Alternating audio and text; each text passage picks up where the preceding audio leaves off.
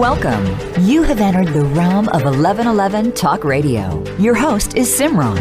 It's time to discover your own language with the universe. Empower yourself, broaden your mind, open your heart, and discover who you are. Now, here's your host, Simran. Welcome. I hope you are wonderful today and looking forward to a really interesting, beautiful, and exciting show. I certainly am.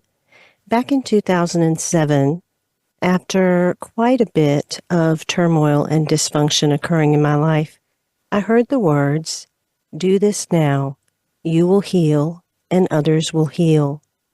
Well, that got my egoic personality, identity, and workaholic self into action, which initiated 1111 magazine and the radio show and a slew of other things. But looking back now, what really happened was a courtship, a relationship, a love affair, and the pursuit of a connection far beyond myself. And it came through writing. It came through language. It absolutely came through words. The words brought me back to life. They were alive. They were healing. They were a salve upon my soul. The words made love to me. They inspired me. They lifted me up and they held me. The words knew things that I couldn't say. They knew things beyond my experience. The words came from elsewhere. And as I've gone through my life journey and have had many ups and downs along the way, have certainly experienced the great polarity that life can be, I came to my last trilogy, and the realization in my last trilogy was that language was multidimensional, as we are, that words can have varied meanings depending on who we are, the lens we come from, the way we say them, the tone of voice, how we hold them in our mouths, and how we let them roll over our lips. They come through our intention, and they come through our listening. And I've never really encountered anyone that spoke of language as this living organism in the way that I experienced it but couldn't put words to, until I read Christina Donnell's book, Encounters with Living Language, Surrendering to the Power of Words. She has had numerous mystical experiences. Between 1997 and 2015, she experienced 92 illuminations on language and its deeper function in human awakening, each a consciousness-expanding moment inspired by a message from the invisible world. This delighted my heart. It had my soul soaring. It brought me to a place of communion, because although our stories are very different, there was something about the way she wrote this book, about her experiences, and the sacredness with which she holds language, the word, sound, and its effect, impact, and inspiration that it has upon each and every one of us, whether we know it or not. Christina Donnell is a classically trained clinical psychologist. She's an author and a spiritual teacher who studied Eastern traditions and the shamanic energy practices of the Q'ero Indians of Peru for nearly 3 decades. She is the founding director of Winds of Change Association, a Minneapolis-based educational organization offering programs that cultivate humanity's evolving consciousness. Her multiple award-winning first book, Transcendent Dreaming, Stepping into Our Human Potential, chronicles her spiritual awakening through a form of dreaming that expands consciousness. Her most recent book, which we're talking about today, is titled Encounters with Living Language, Surrendering to the Power of Words, awakens readers to the intrinsic energy of language that can connect us to the oneness that underlies all of life. You can find out more about her at ChristinaDonnell.com, and that link is in the bio description. But let me share a few words from her book. The consciousness springing from this encounter with living language is teaching me what it is like to embody the eternal. Unseen forces that coursing through the body can unveil a deeper reality and arouse from its slumber a sense of the primordial life I share with all creation. Birdsong strikes my retina as a pageant of color. I smell the magical tones of the wind. I hear as a great fugue the repeated, harmonized greens of the forest, the cadence of stormy skies. There are indications of possible future circumstances long before they occur. Christina Donnell, welcome to 1111 Talk Radio. I'm delighted to have you here. Thank you, Simran. It is lovely to be with you. Let's have a moment of communion.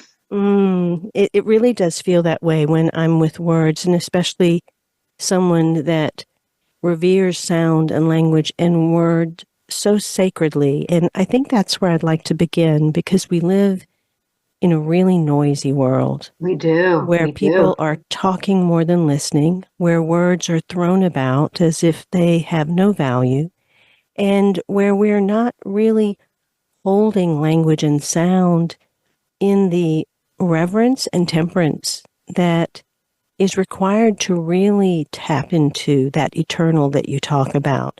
How do you view the world in terms of language today and the transition from where people are in this distracted, very busy, extremely talkative state to one where they can start to really experience and commune with language in the way that we've been able to do?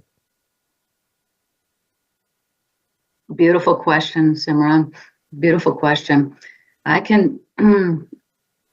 going to speak to America because, my time in the Andes is very different. When you are at 17 or 18,000 feet elevation, there are no sound bites, noise, and even language isn't primary. So, but I'm going to speak to living in America.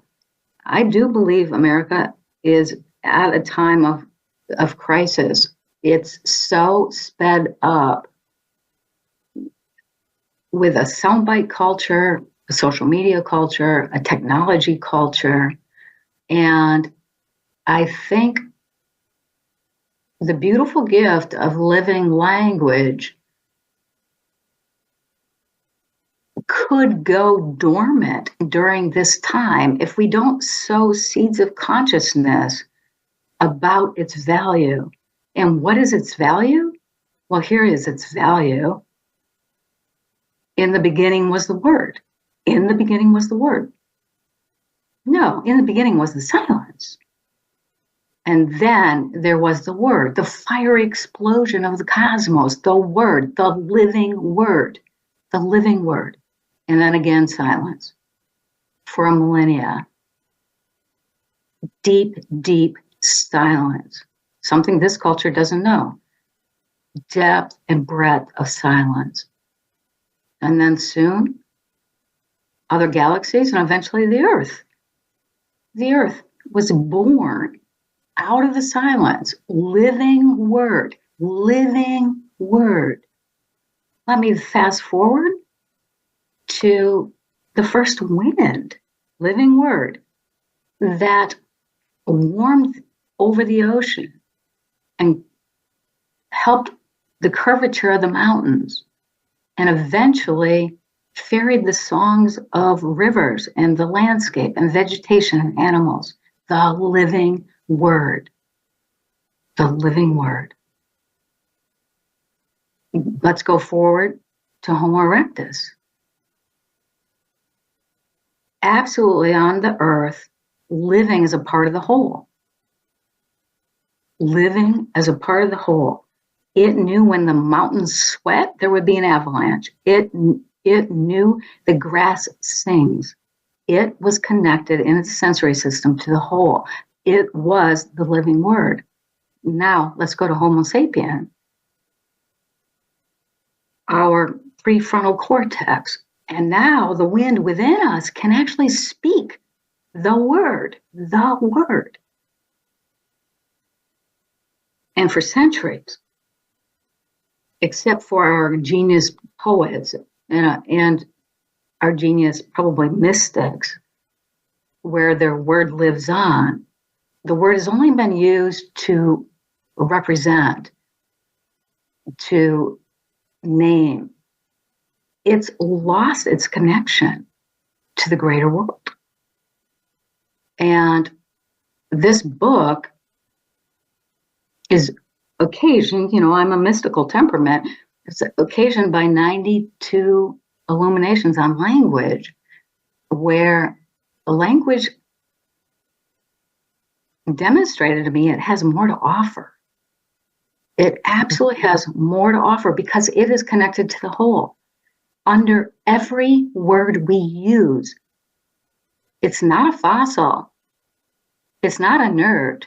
There are 1,000 roots connected to the unseen and the invisible and the forces that then connect to other things and bring us back into the multidimensionality and to the primordial and to our quantum nature. Language can bring us here. We have a long way to go. Your stories within the book, and especially what you have shared now, it's carried me back to the Sacred Valley, to Urubamba, and several times where I have spent weeks in silence. And I certainly have not had the experiences that you nor the Karo have had in terms of their very subtle and rich connection to being able to hear the rhythms of the earth and grasp the very sounds and languages that are being spoken from the crackle of the fire or the breaking of a twig or as the wind moves through the air, as you said.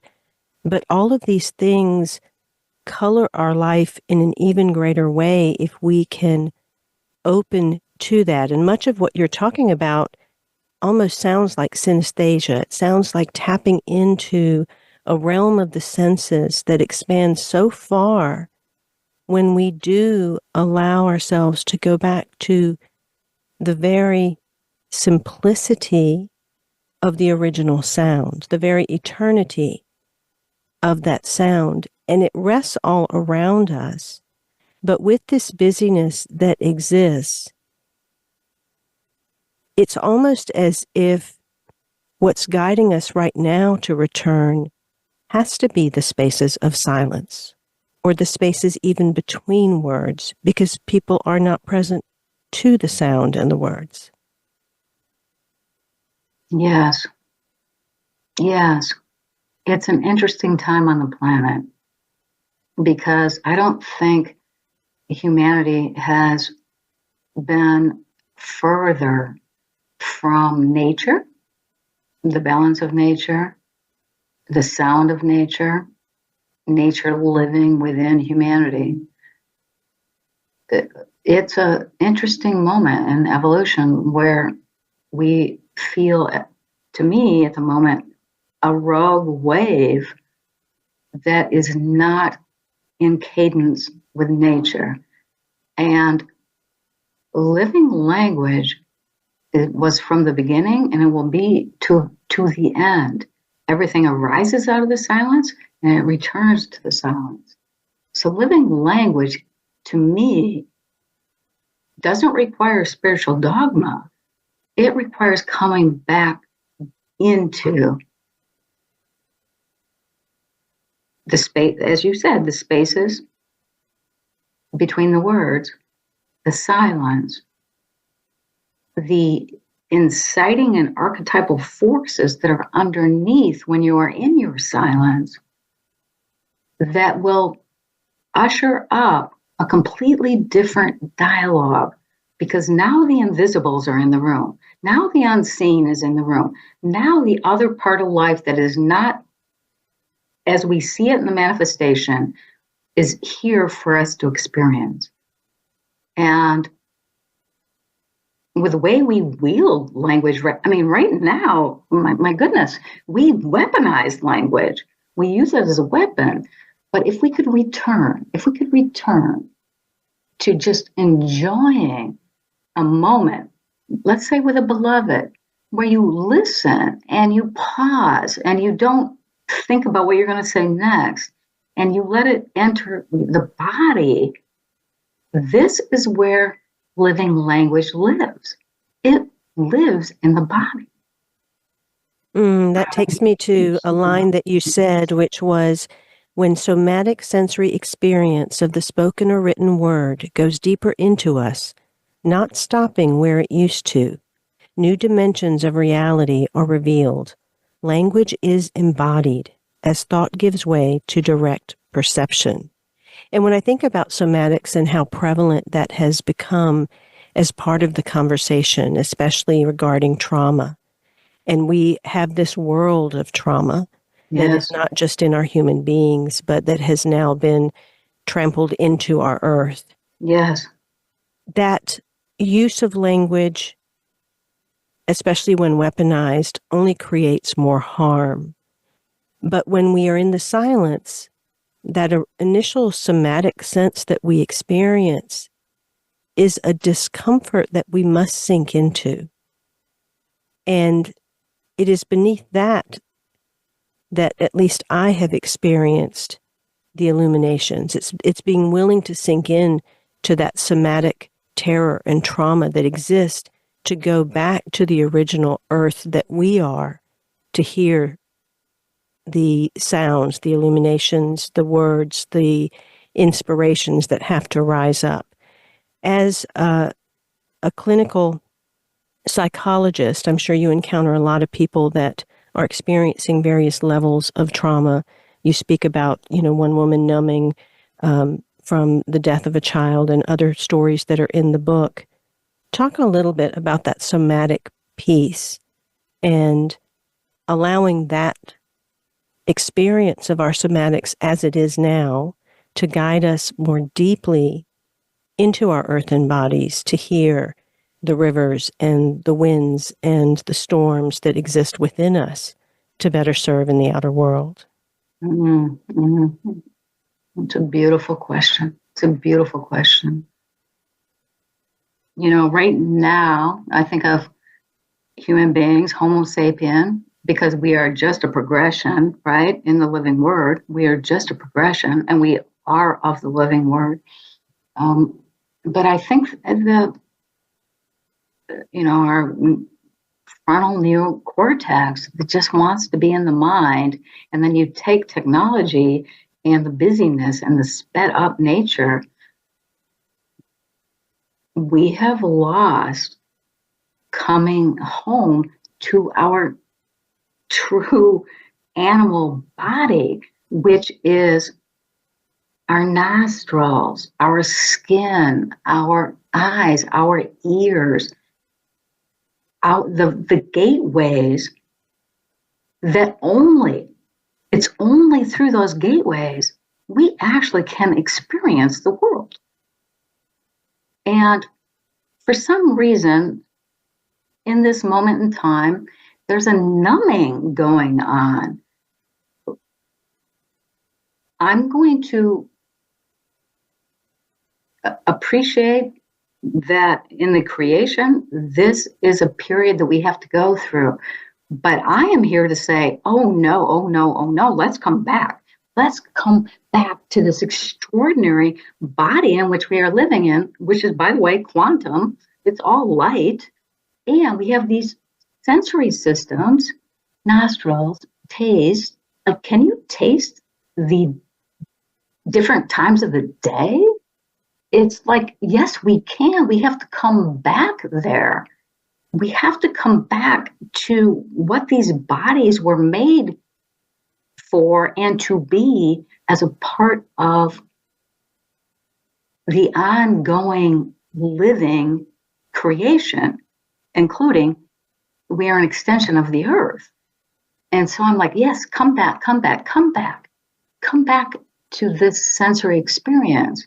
And oh, by the way, yes, the word, the living word that we speak through the wind that has come across the northern plains. It depends on where you live. I live in Minneapolis, northern plains. The winter, the Arctic wind is the wind from which you are speaking. And where do we lose this disconnection in that we just are wielding language to represent or answer something? And Simran, I just want to say, when you are connected at that deeper level, when you're in conversation with somebody, they feel those inciting forces. As a clinical psychologist, that is what happens in the room. Those invisibles and unseen forces underneath enter the room. And then suddenly the client has an epiphany or an awareness because we are connected through the word in our beloved conversation. So many of the exciting words and the types of things that come across, whether it's someone trying to become more known and market themselves, or whether it is a political figure trying to paint a picture, or even if it's someone that just really wants to send a zinger to someone else because they've been hurt. That seems to be language coming from the head. This living language doesn't feel like it's a heady thing. It feels like it comes from some other part of us. Is this stemming from the heart? Is it stemming from the soul? Is it deeply grounded in the body? Where is it that, especially this society, needs to drop into to begin that stilling and quieting that has to take place, to even be able to hear their own egoic words or weaponized words or busy words, so that they continue to deepen and deepen and deepen until they really do touch their senses again? Oh yeah, where do we begin? Where do we begin? My mind wants to go in several directions here. My Syrian call is humanity, human beings, at this time in our world. Might you consider coming back home to the body and being embodied, being fully embodied, appreciating your senses, expanding your senses to see how they might connect you to the greater whole?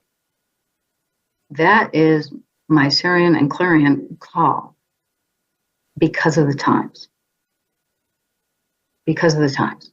And I know Source and creation has a higher order. And I don't know this to be true. I absolutely do not know this to be true.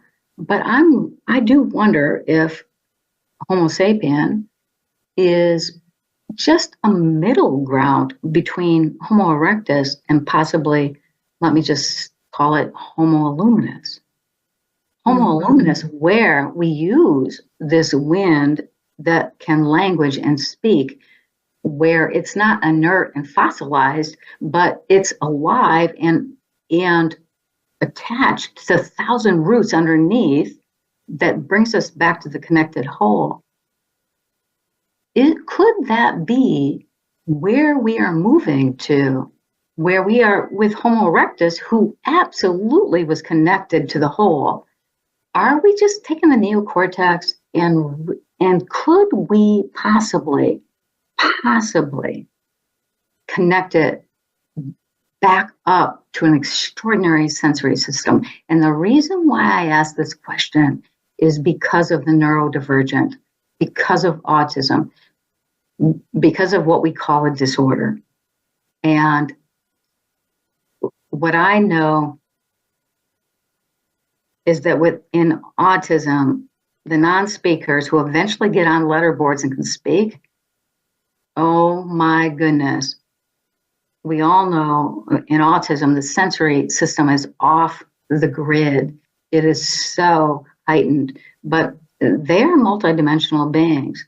They are communicating from other dimensions. Some of them know 4 or 5 languages they were never introduced to.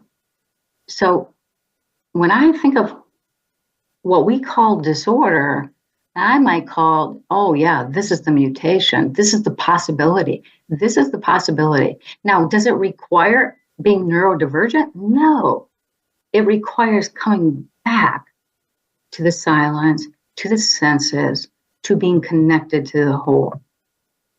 But if the culture isn't going to do that, creation is going to keep doing its beautiful job of evolving and mutating.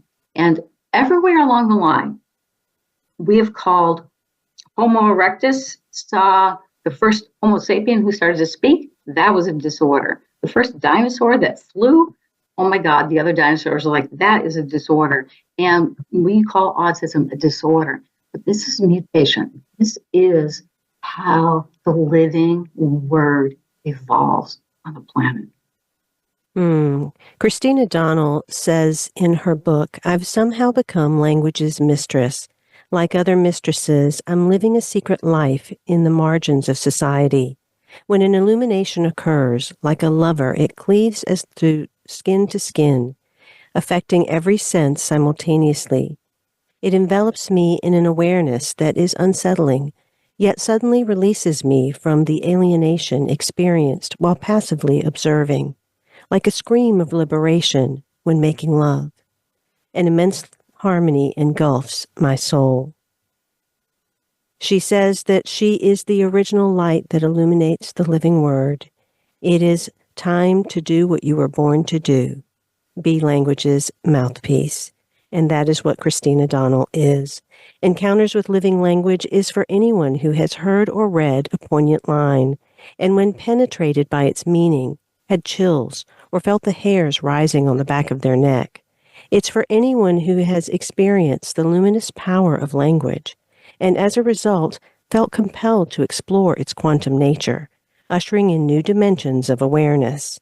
The book not only reflects the corridors of this journey, but also reveals the role language could play in the profound changes currently occurring in human consciousness. I invite you to find out more about this book, Encounters with Living Language, Surrendering to the Power of Words, and everything else that Christina does by going to ChristinaDonnell.com. We'll be right back with more of Encounters with Living Language and Christina Donnell after these messages.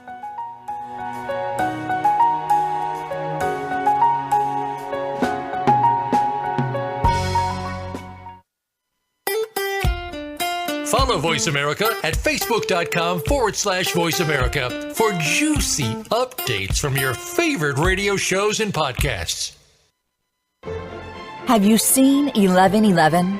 Do you wonder why certain numbers keep showing up in your life? 11, 111, 22, 33, 444. People all over the world are seeing 1111 and learning the language of universal communication. Subscribe to 1111 Magazine today. www.1111mag.com. 1111 Magazine is a bi-monthly print publication that offers a rich, multi-sensory experience. As you engage with experts and topics of consciousness, become enlightened, empowered, and energized, so you live a passionate and authentic life of conscious choices. 1111 Magazine, a daily staple for lifting the mindset, discovering the heart, and stepping into conscious living. 1111 Magazine. Order now at www.1111mag.com. 1111mag.com. Do you want more? More joy, more abundance, more power and presence? How would it feel to have more loving relationships? More empowered community, greater fulfillment, and life purpose? The 1111 Mastermind community inspires, empowers, guides, and supports transformation. Shift your mind, expand your heart, deepen insights. Let go and chart a new course. Dream a new dream. The 1111 Mastermind Community is an online portal for personal transformation and soulful expansion. Go to courses.1111mag.com. That's courses.1111mag.com. Change begins with you. Let it be simple, convenient, and transformative. The time is now. Step through the 1111 gateway. Courses.1111mag.com. Live up to your fullest potential. This is the Voice America Empowerment Channel.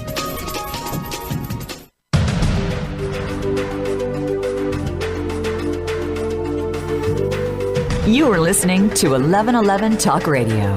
Simran is an award-winning author, publisher of 1111 Magazine, powerful speaker of wisdom, and a life mentor. Find out more at IamSimran.com. Now, back to 1111 Talk Radio. Before I get back to Christina Donnell and her beautiful book, Encounters with Living Language, I want to mention my latest trilogy and hope that you will pick up the set. These are soul manuals, and they are transmissions. You can use these books as oracles and simply open to whatever page in any or all three of the books simultaneously. Living the 7 Human Blessings of Experience allows you to encounter your identity, the part of you that is more than likely more unconscious in the world than conscious, but moving through the world with the best of intentions.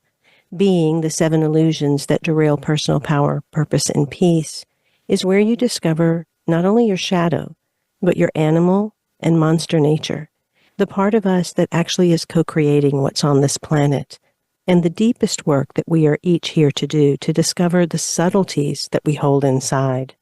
And the third aspect of you is in knowing the 7 expressions of human grace. And that is where you give yourself your own human grace. It is how you start to decondition and become more natural, to return to the nature that you are, the true eternal nature of your humanity. And so I invite you to pick up these oracle books and keep them by your bedside. These are not books you're going to read front to back. You are going to read maybe a paragraph, perhaps a page, but not much more than that per day. And you will see why. The books will slow you down because they are intended to help you pause. My guest today is Christina Donnell, and she's written a beautiful book filled with mysticism and story. It is something that you will pick up and read, that you are nourished by and filled by, but that leaves you longing, because there's a palpable something in this book that makes you want more, that makes you wonder, what's she talking about? What is that? I want that. And let her lead you. Let her help you touch the beauty of language. Let her help you encounter living language. This book is for anyone interested in simply entering into a more profound relationship with language. There's no prior experience needed. A deeper immersion in the hidden potential of language, well beyond its use to convey surface meanings, may not only help elevate your awareness, but possibly move you along an evolutionary trajectory. Christina says, I feel in its plenitude an inexpressible comprehension of the wholeness of things, the abyss between me and objects closing until the difference vanishes, because we are all bathed in infinity. A subtle current passes from me into matter, while life forces of elements slowly pervade me, rising like sap, and I become nature, or nature becomes me in holy play. With unlimited joy, who knew language could render such an incandescent affection for life as a whole, an affection no longer reserved for incarnate lovers? This is from her book, Encounters with Living Language, Surrendering to the Power of Words. Again, you can find out more at ChristinaDonnell.com. Christina, you were talking about autism as we closed out the last segment. And I actually was contemplating this before the show, because we are headed in a direction of mental telepathy. And I think these individuals that are autistic are kind of leading us there. I do see us as a mutation as you have said.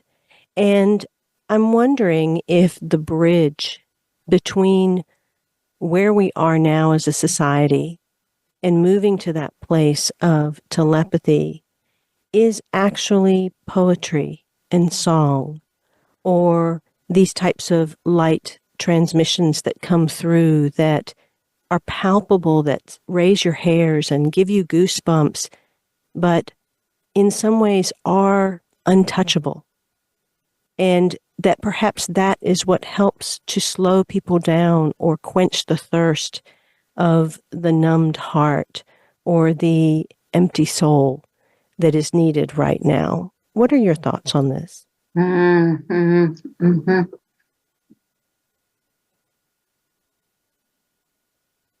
Well, I'm absolutely in agreement with you that, what we call autism or spectrum or neurodivergent is likely a mutation on the planet. And of course, some of it, it may be because of vaccines and chemicals, but it does not explain the proliferation. 1995, 1 in 500 diagnosed with autism. And 5 years later, 2000, 1 in 150. And now in 2020, 1 in 36. It's growing. It's a category that probably has a lot of different human beings in it, all in one category. But what we do know is that they're telepathic, prophetic. Unfortunately, they read their parents' minds. There's something special there, and they're coming onto the planet, and I think is a mutation. But I agree with you, Simran. I think for those of us, stewarding ahead, handing the baton off to the next generation in terms of our own consciousness, yes, we must come back to the beauty of a pause and of silence. Poetry is not, many people are not reading poetry. And yet, the genius poet can transport the consciousness in one line. You can read one line through spoken, written word, and it will transport the consciousness to a place it didn't know it could go. So language has this capacity.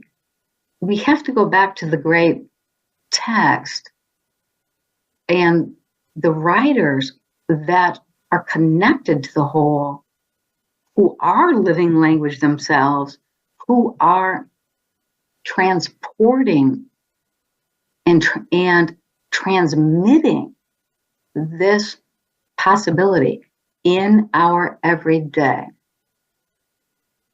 And it's incumbent upon the human being to say, yeah, I don't like the speed of the culture. I don't like the soundbite part of the culture.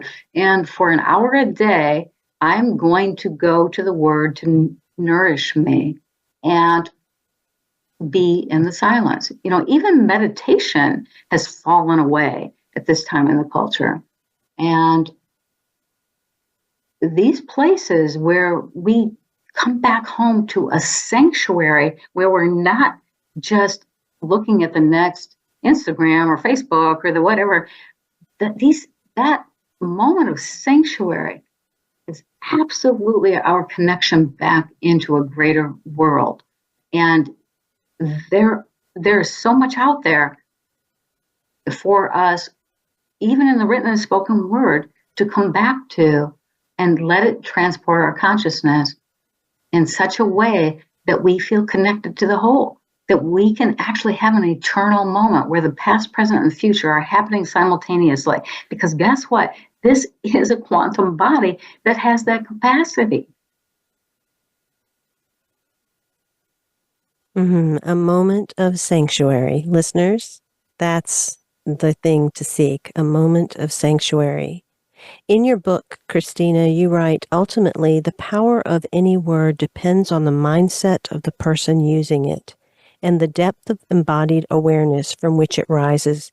Language speaks, sings, and reveals other dimensions, perhaps beginning the farewell of its usage only to represent the world. You say, I'm experiencing the deeper nature of its essence, its dimensional or even quantum capacity that moves us into expanded states of awareness. Beneath every word, a mystery lies. Forces more inciting than inviting live here, prompting each word, once inert like a fossil, to unexpectedly light up new forms of awareness.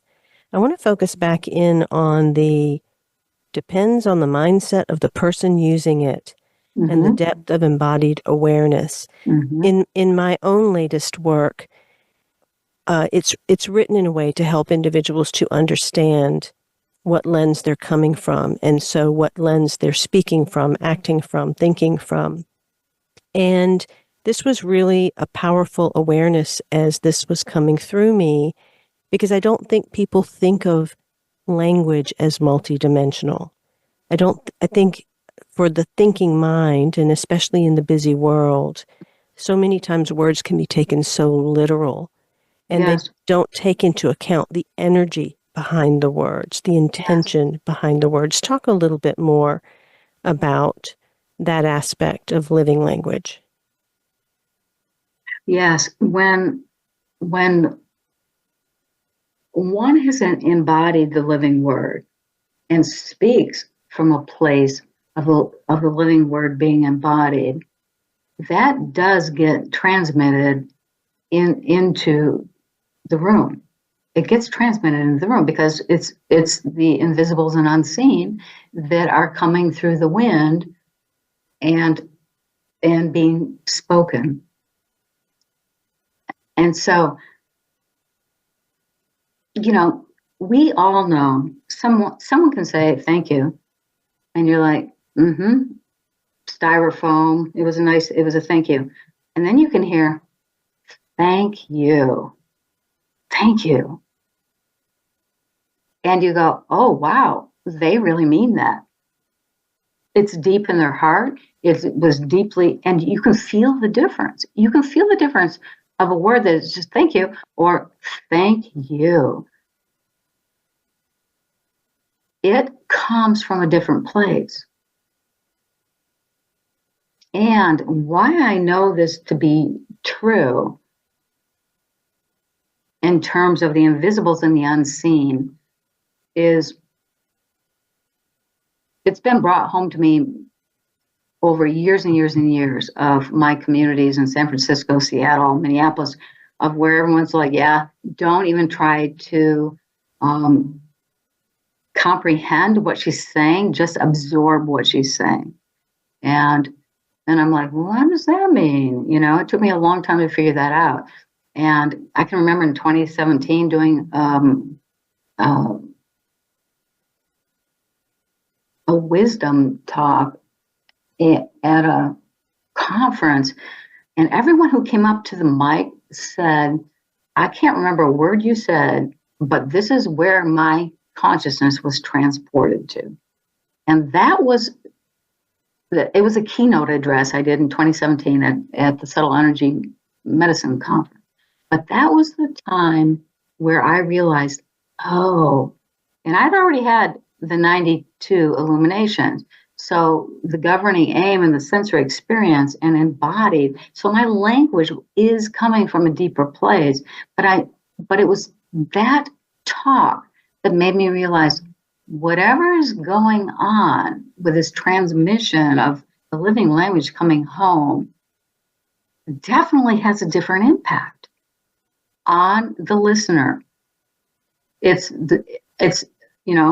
was a wisdom talk, so it was spoken word, but there must have been 25 people at the microphone.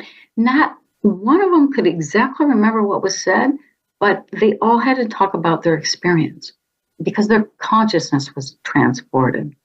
And that to me was my definitive awareness, and what made me decide to write the book, that, living language and being the mouthpiece for living language is absolutely real. It's absolutely real.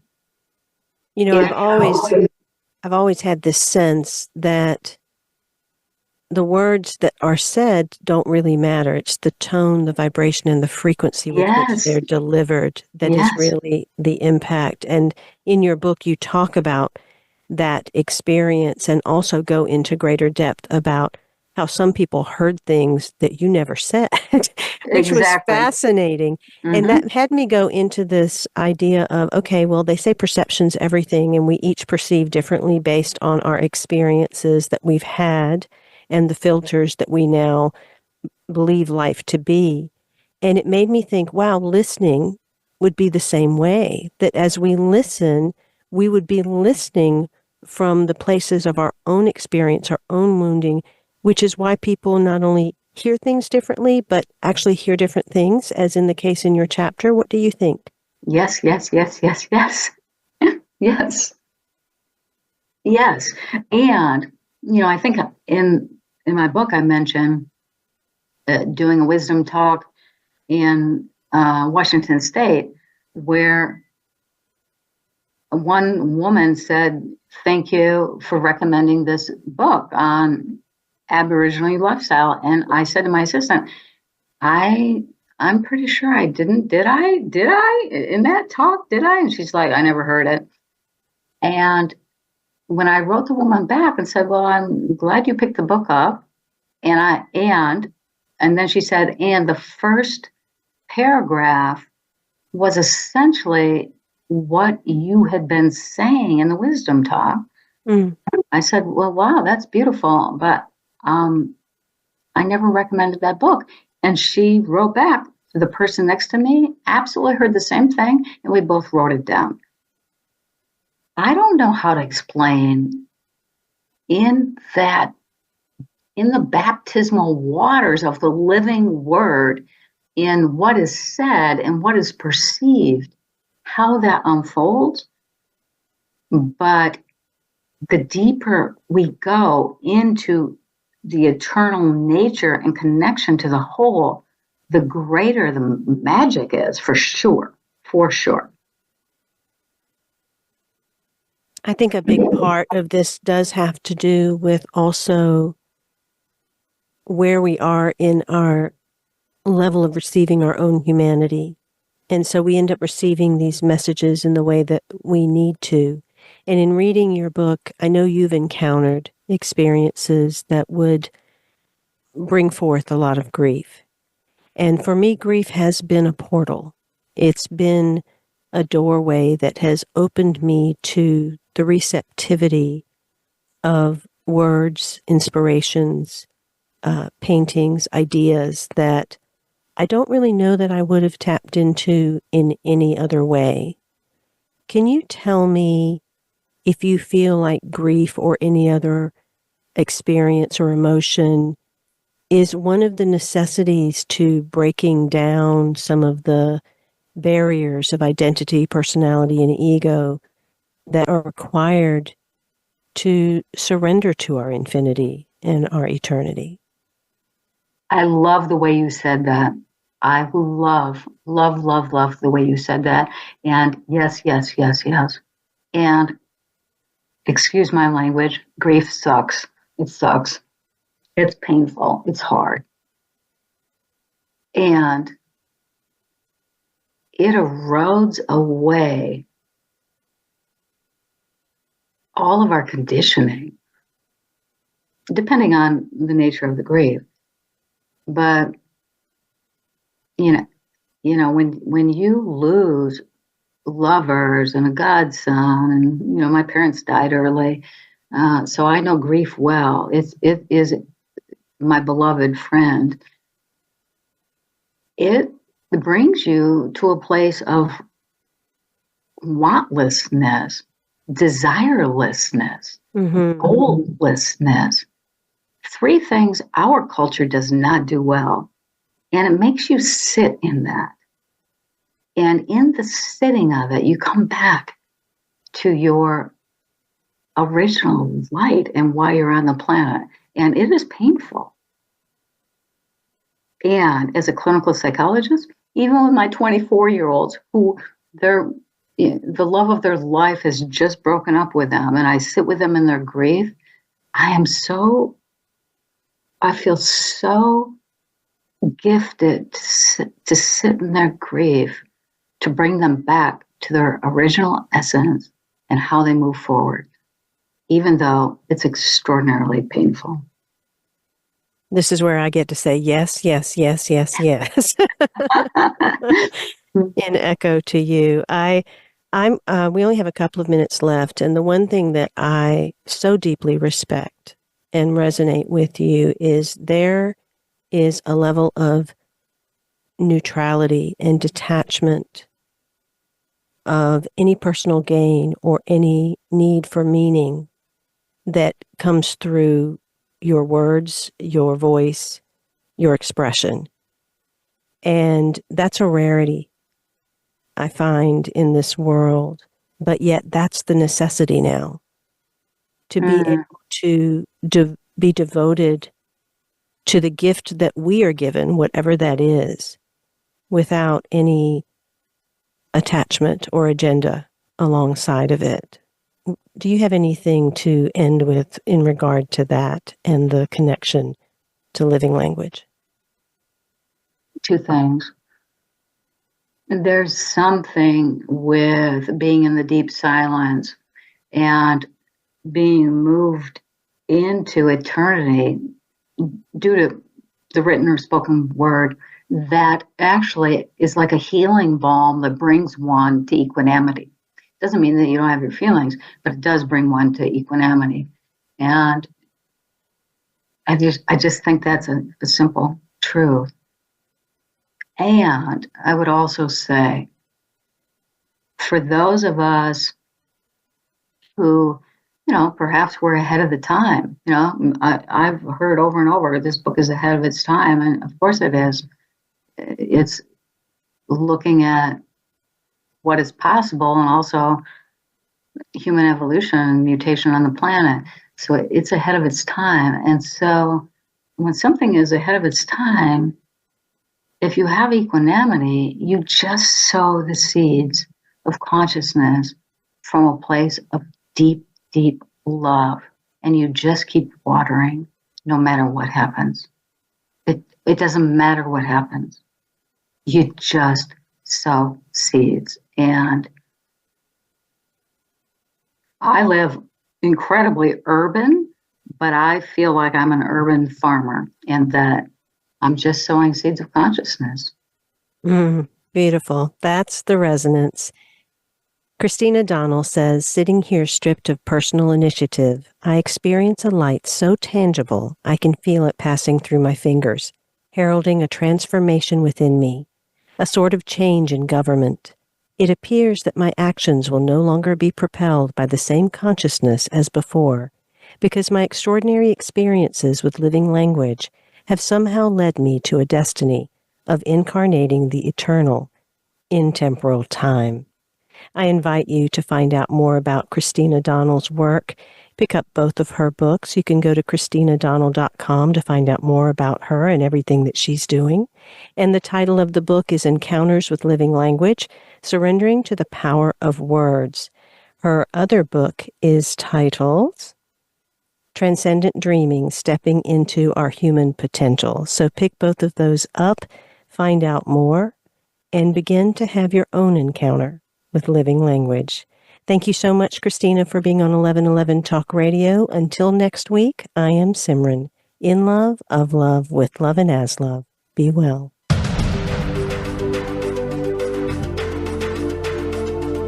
Thank you for opening your mind to a new reality, your heart to greater compassion, and your experience of aliveness with 1111 Talk Radio. Join host Simran next Tuesday at 8 a.m. Pacific, 11 a.m. Eastern Time to step through the gateway of conscious living here on the Voice America Empowerment Channel. Remember, you are not on the journey. You are the journey.